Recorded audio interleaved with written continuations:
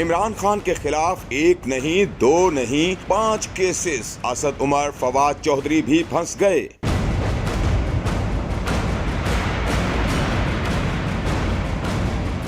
ملک کے سابق وزیر اعظم اور چیئرمین تحریک انصاف عمران خان کے خلاف 5 کیسز کی سماعت 13 دسمبر کو ہوگی۔ پارٹی چیئرمین رہیں گے یا نہیں، اس پر بھی سماعت اسی روز مقرر کی گئی ہے۔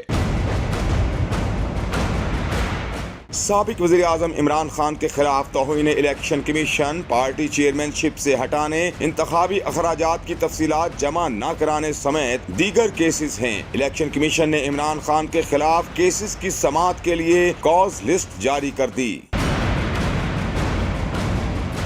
اسد عمر، فواد چودھری کے خلاف توہین الیکشن کمیشن کی سماعت بھی اسی روز ہوگی۔ دوسری جانب تحریک انصاف کی رہنما فواد چودھری نے کہا کہ اگر عمران خان کو نااہل کیا گیا تو مزید نفرتیں پیدا ہوں گی، عوام کے فیصلے کو تسلیم کیا جائے۔